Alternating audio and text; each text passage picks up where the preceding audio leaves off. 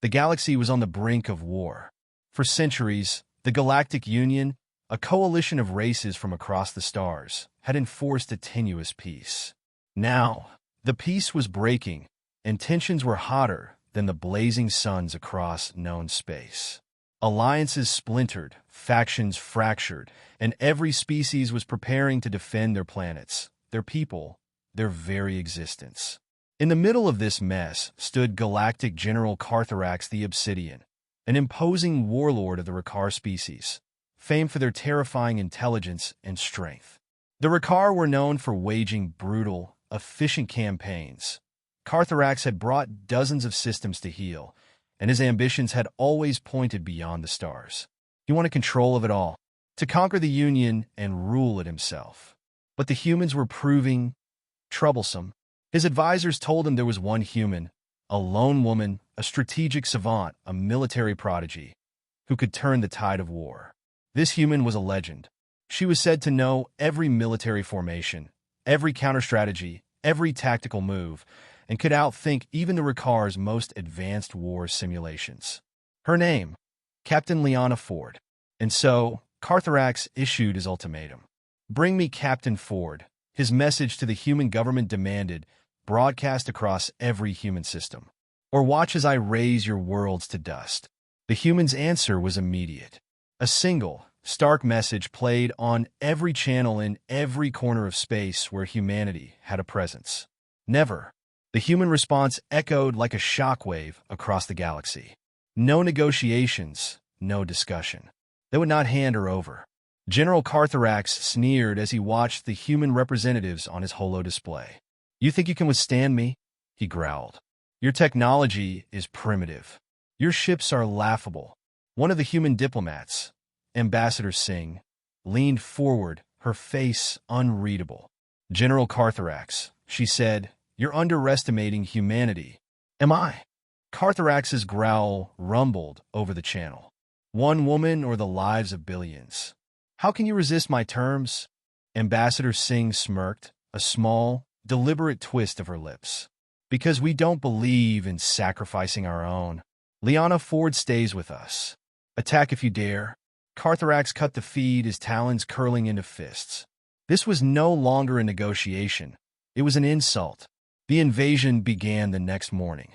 Hundreds of Rakar warships descended on humanity's outer colonies, expecting an easy victory. But humanity fought back harder than the Rakar expected. They did not fight with overwhelming force, but with cunning, with unpredictability. Rumor spread among the Rakar fleets that Ford was coordinating these defenses. Entire fleets fell to traps so subtle, Kartharax's own generals couldn't see them coming. Ambushes, false retreats, and strange maneuvers led to shocking losses for the Rakar. After a devastating ambush near the Proxima system, Kartharax finally had enough. He demanded a meeting with the human resistance leader face-to-face, and to his surprise, they agreed.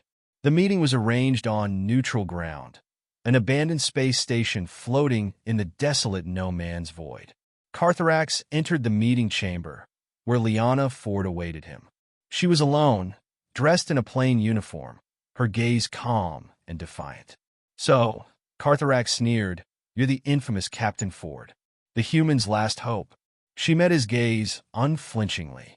"And you're the warlord tearing apart the galaxy just to satisfy your ego." He snarled. "Do you realize the damage you've caused to my forces?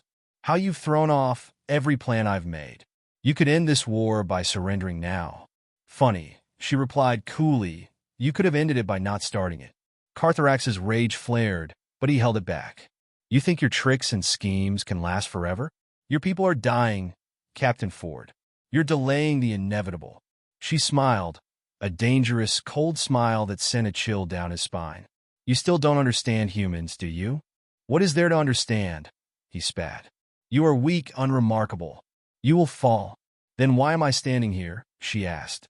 "If we're so weak, why haven't you broken us?" The general was silent.